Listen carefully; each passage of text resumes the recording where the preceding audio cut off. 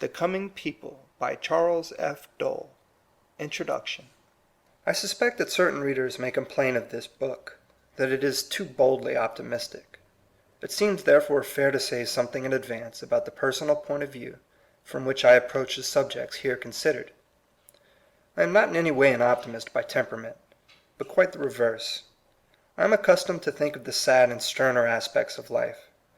I know by experience the facts and the moods that tend to make men pessimists and even cynics.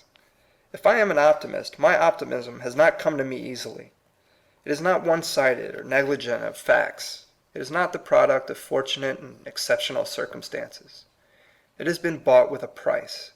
It has been urged upon me through all the varied lessons of life. It is not merely the outcome and summary of my religion, but it is the net result of the questioning and the thought of a naturally skeptical mind. I have endeavored to test and try it. I have never feared to bring strain and pressure upon it. In my case, it is no mere ardor of buoyant youth, but the growth of years. I have watched the working of this bold optimism in a considerable number of other men's lives, under different forms of faith, and in some instances, even where its possessors, being somewhat shy of religious terms and pious phraseology, have hardly been aware that in their habitual attitude of good temper, friendliness, unwavering honesty, disinterested and unselfish activity, they have been living precisely as intelligent men would live in a good universe, and have been illustrating in their lives what veritable religion is, more than their words would allow. I have also tried other ways of thought, and found them to fail altogether.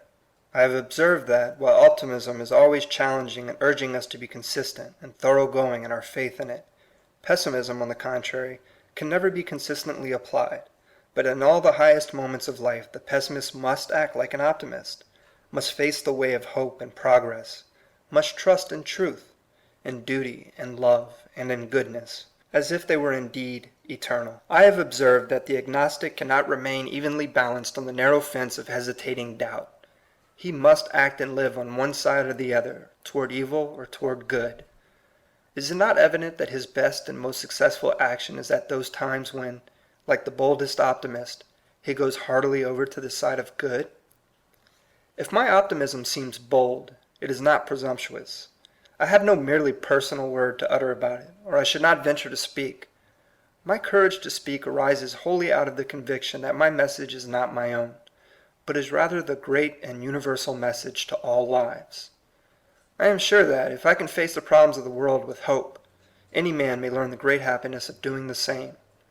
I am equally sure that, if we can venture to take the ground of optimism at all and in any particular, we may as well be bold enough to trust that it will altogether bear us up. If, on the whole and in consideration of all the facts, I am constrained to be an optimist, that is, a believer in good, while I desire always to be modest and undogmatic, I can see no intellectual merit in being ashamed of my best conclusions, or timid and distrustful in using and uttering them. I believe that Jesus was quite philosophical in the instinct with which he habitually insisted that men should choose which master they proposed to serve, and should straightway begin to serve that master with all their hearts and minds and strength. The purposeless life runs with narrow and sluggish flow. If men do not dare or wish to serve evil, if it is intolerable to live as if the world were the sport of evil, let them take the only other distinct choice, and serve the good. Let them go over altogether to the side of the victorious goodness in which they trust. Charles F. Dole, Jamaica Plain, Massachusetts, September, 1897. End of introduction.